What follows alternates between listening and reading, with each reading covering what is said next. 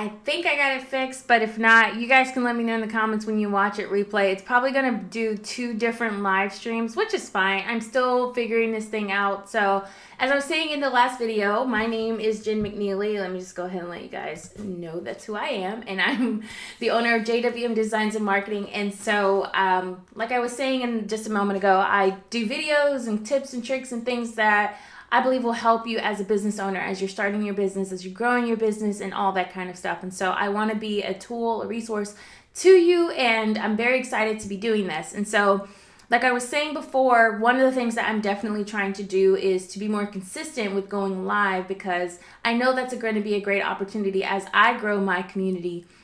And as we all grow our businesses, to have an opportunity for us to just be able to ask questions and to talk, to chat, to see what's going on, let you guys know what's going on with me and my businesses, and see what's going on with y'all. And then finding things that can be helpful for you in your business, things that you think that, hey, you've got a question about, or something that you've sort of faced. Because for a lot of you, you might be the first time you're starting a business, and so you might have some questions. And so I want to just be an added resource that's out there for you to be able to help. And so that's what this channel is all about. That's all about supporting you guys and just growing together. There's plenty of room. I believe in community over competition. So that's one of my main things, is just really helping people be able to achieve the goals that they have. I kind of have a little agenda. So if I look this way, that's what I'm looking at. So one of the things I've also done that I'm going to be doing is a lot more series and playlists. The current one that's going on right now is my IP for Business Blueprint course. Now, originally I was going to sell this course and like do all that, but I realized that some people don't even understand the importance of intellectual property, what that is. And what I'm talking about are things like your copyrights, your trademarks, those things that part of your brand that are about who you are, some of those things that are assets to you that can be used and to generate money, honestly. And those things that identify you as a source of a good or a service.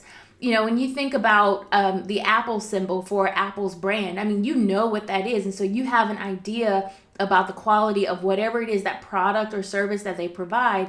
You have an idea about it because you identify with that brand. That's a trademark. Or if you write a novel or a book and you want to have it published, that would go under copyright. And so just understanding those things as a business owner, because you're going to interact with a lot of people's intellectual property. I call it OPIP, other people's intellectual property. You are going to interact with that stuff a lot, whether you're a crafter and you want to make things that are Disney themed or Disney related, or some other related to some business that's already clearly established.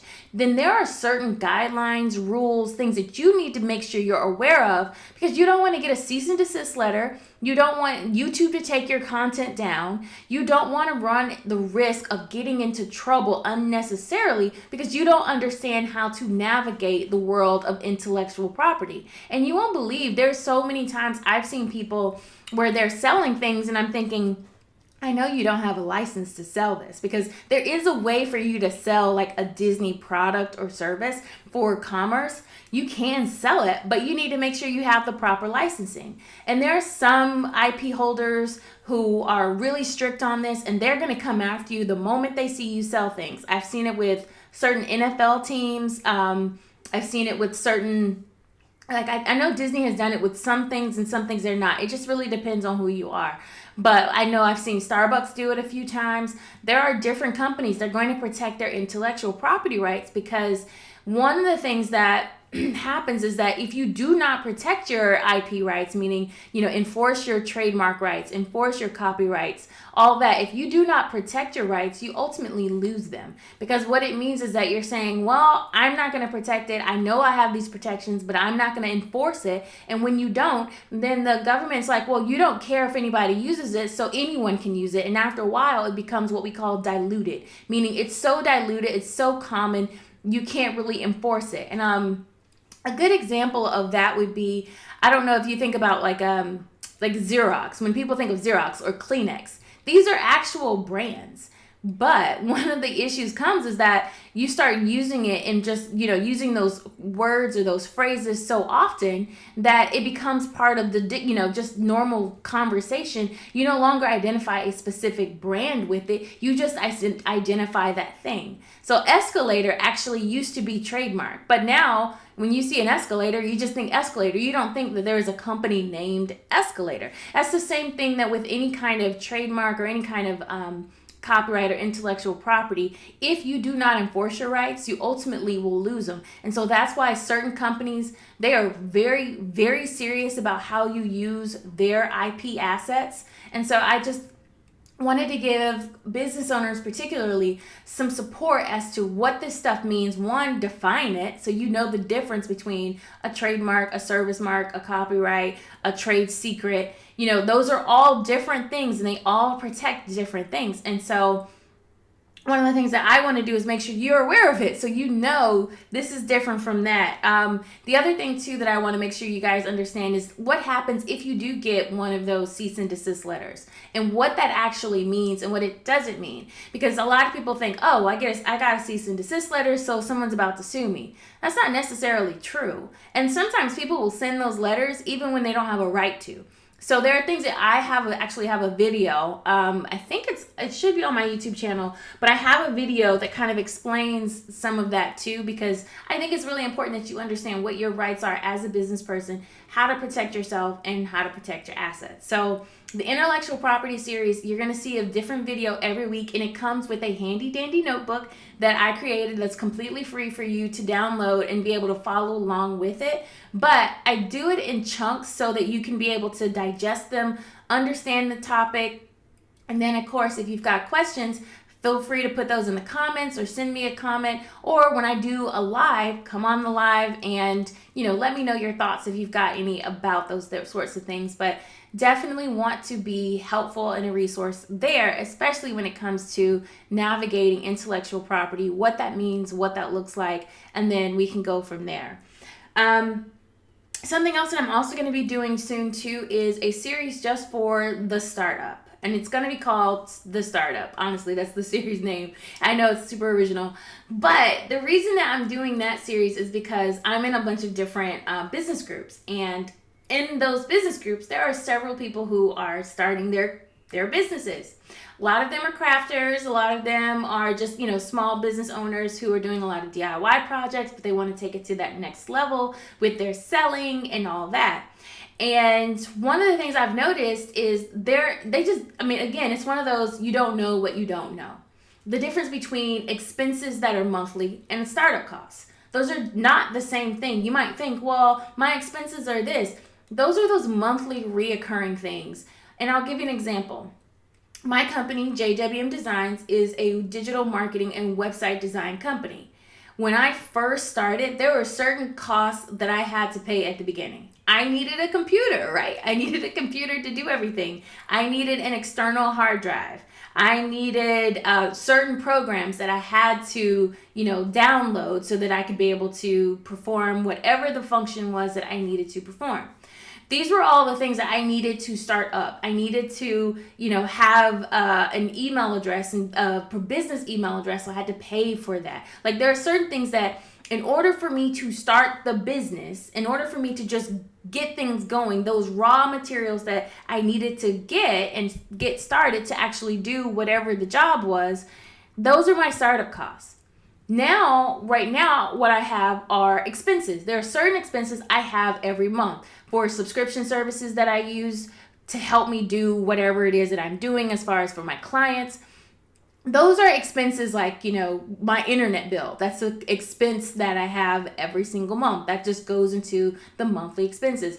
That's not the same as the startup cost. Like, yes, I needed to get the internet at the beginning, but I'm work out of my house, so I already had the internet. But now that I have a new kind of internet that's a little bit faster, I got the fiber and like the 4G or 5G or whatever G it is. Like those are the different expenses that I have each month. They're not the same as my startup. And so understanding the difference between those two and how much you need to invest at the beginning in order to get started. And then you need to make the decision of, do you want your business to pay you back? How do you want them to do that? Like I know how much it costs for me just to run my business on the basic level without buying anything new or extra. I know exactly how much it costs every month and how much I need to make as far as how much money I need to bring in from my clients.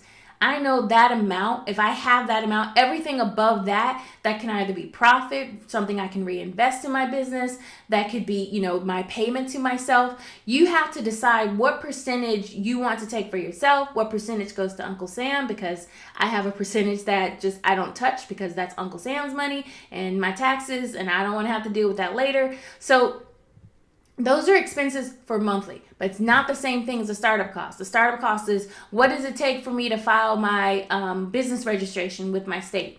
That's a startup cost. The cost of making sure I'm compliant as far as all of those legal things, and opening my bank accounts and getting all of those sorts of things together. Those are startup costs. Those aren't costs that are going to happen, 2-3 years down the road, because I don't need those. So that's kind of what I want to talk about, is just make sure you understand the difference between those. And so in my startup series, it's going to be talking about that, about picking a name and things to consider when you're picking a name for your business. Because I've seen some people pick names for their businesses, and I'm like, even if you don't ever decide to trademark it, it's still probably not a good name. And there are different things that you need to consider when you're doing that, because if you don't know who your audience are, some people might be turned off by certain names. If your audience is more a religious based type audience, or very more conservative, having something with the word devil in it might not really go well with that audience. So you might not want to put that word in there. So really thinking about your branding, about what you want to do, about your target audience, what they look for, that kind of stuff when you're first starting your business.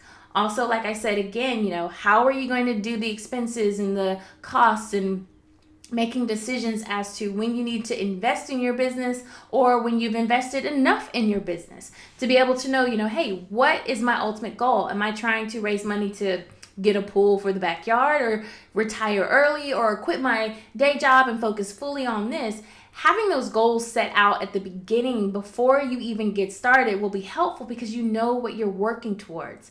I think too many times people start businesses and they don't know what they're working towards. And so what ends up happening is they get run down and they get tired and they just kind of give up on it, because you don't know where you're going. It just seems like you're just doing the motions, going in slow motion, but you have absolutely no destination that you're going to. And nobody wants to ride around all day with no destination. I know I don't. I mean, gas is too expensive, so I definitely don't want to do that. So anyway, so that's the other thing that I'm going to be working on too, is just getting some videos out in conjunction with doing my lives each week, just to kind of check in with you guys and see what's going on. The other thing too I want to talk about, besides the weekly lives, and we're going to pick a time, is I want to talk about a product that I really like. And I've been using it for, I guess now, 4 months. So I really, really like it, and I want to share it with you. And it's called Dubsado, and it is a online platform. I mentioned it before, I think in another video, but I want to just kind of give you guys how I use it, because I use it in both my businesses. In my law practice, I use it, but I also use it in my web design and digital marketing practice. And so I want to show you how I use that and share that with you, because I think it's such a great program, and having systems in place that make your job easier is so great. Now, I will say that I don't have a products-based business, so I'm not entirely sure if you have a products-based business, meaning you sell a product, either you DIY craft it, or you sell, even if you don't DIY craft it, but you sell a product, like someone goes on, they have a list of things that they can buy and they buy that.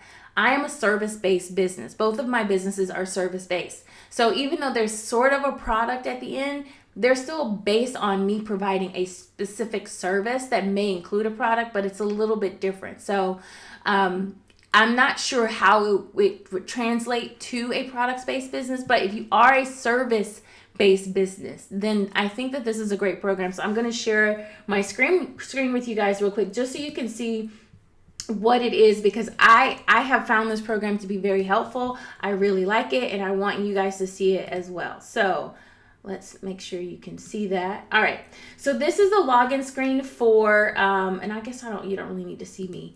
This is the login screen for Dubsado, and I'm just going to let you guys kind of see what it is, just so you can get an idea of it. And so I'm going to click on there, and that's the name of my business. So I'm going to click on there. I guess you can look at me and see, so you can see that I'm still here.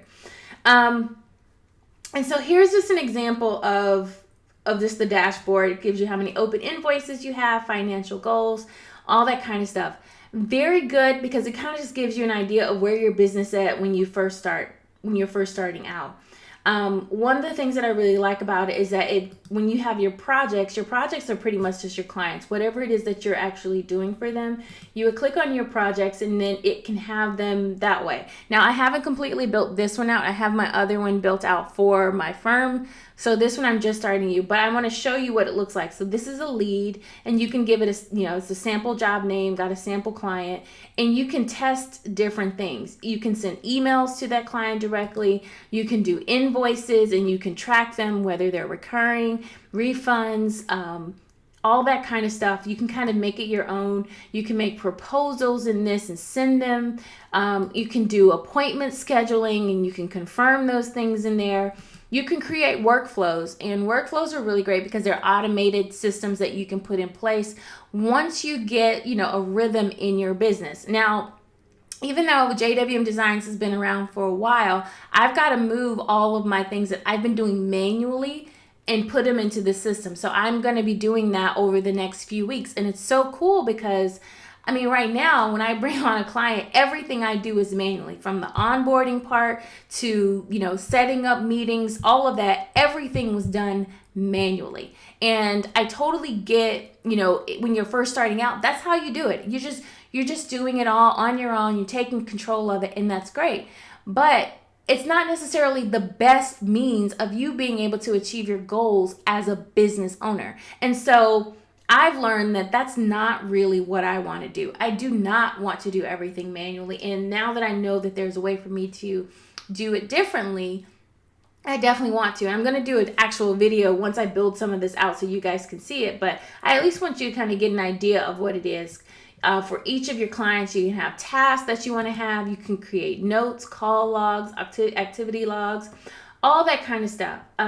So here you would put, if you have a contract with that person, you'd have it here. You can do tags, so you can save the new website, social media. It's a redesign. You can change their status. You can make up a status and change it. You put their client information here and their email. You can have a portal for them, which is this section right here. You can do all of these sorts of things as far as like really being able to have a lot of information about your client and where their project's going. Another thing that you can do too is kind of have your calendar to be able to look at things if you need to, I fly a lot, I have to travel a lot. So you can see some of my travel schedule right now. If you have tasks, you can put all of whatever tasks that you have and things that you need to do. You can put them your personal tasks. You can have team members join and they can have tasks. You can have an address book, a time tracker. And then one of the best things I really like about Dubsado is there's so many things that you can do as far as like canned emails and that sort of thing. If there's an email that you always send out, a thank you email or welcome on board or whatever email, you can go ahead and you can have templates for them and it will fill in this information. And let me show you what I mean by that. So let's say, and they come with some already pre-made for you. So you're not even starting from scratch. So let's say you do here. Now these little fields here that you see that say like, the client name in these brackets, it's going to automatically, they're called smart fields, and it's going to automatically field that client's information in there. And so you can say, thank you for scheduling your meeting. It'll tell them the time, the place. You can put your Zoom link or whatever, Microsoft Teams, whatever in there. You can have a button for them to cancel or reschedule. And when you go to that person, so let's say I go back to projects, I'm going to go to this sample job because I'm just going to use the sample job and the sample client name, and I want to send them an email. I can say send them an email, and this is the email that it's going to go to. I can CC someone, put something in the subject area. Hold on, let me close my small camera so you can really see it. Put something in the subject area. And then one of the cool things is that, I don't know if you can see it fully. I don't know if you can see the full page. Let's see. I'm going to bring it up a little bit so you can actually see what I'm talking about. So, all right. So you can see the email that you can compose, and I have my contact information that's there, and it's sort of my signature and all that. But what's really cool is that you press this little tab here, and let's say if I want to send that email I showed you guys, your meeting is all set. Hold on, let me see. Is this the right one? Hold on, let me pick a meeting. Okay, here it goes. Just checking in. That's the name of that particular, sample email. And it says, hey, and it's give the sample. Then you can plug in whatever you want here. And there, you've got your whole email already created, already set out. You just plug in the information that you need, and that's it. That is a huge time saver. Huge time saver. Can you imagine every time you need to send an email, you've got to start from scratch? Because that's what I've been doing. That's what I've been doing for however long. Or if you copy and paste, but you forget to take that client's name out and you put the wrong client. I have been there. I have done that. I love this tool. I'm gonna build it out.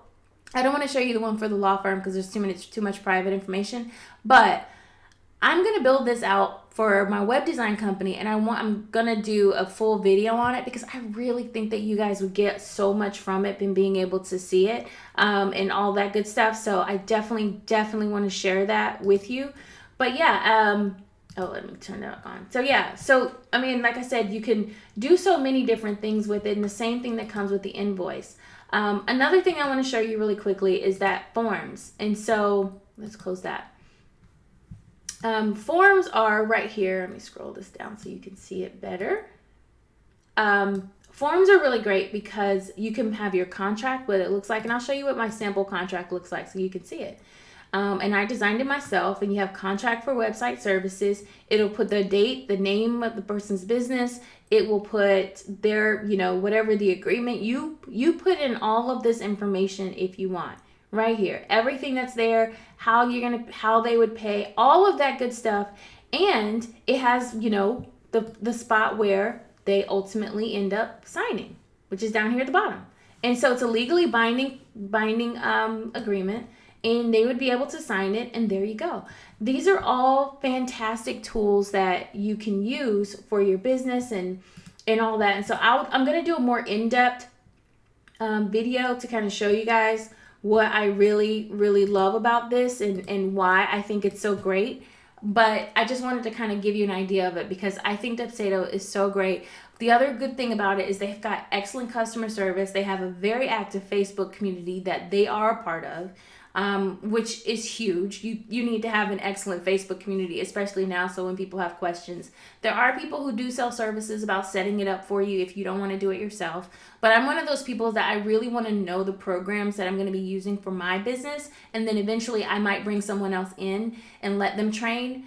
They've got like this Dubsado 101 education type thing that allows you to, watch videos to show you exactly how to do everything, all about the functionality. I mean, their support staff is amazing. So you don't buy a program and then you're just stuck with it and you have no idea what to do, because I've done that too.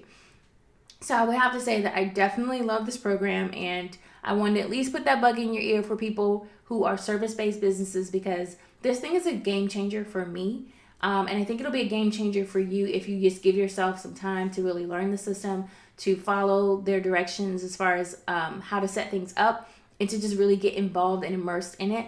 It's so worth it. It's not very expensive as compared to some of the others. I think it's like $300 or something a year.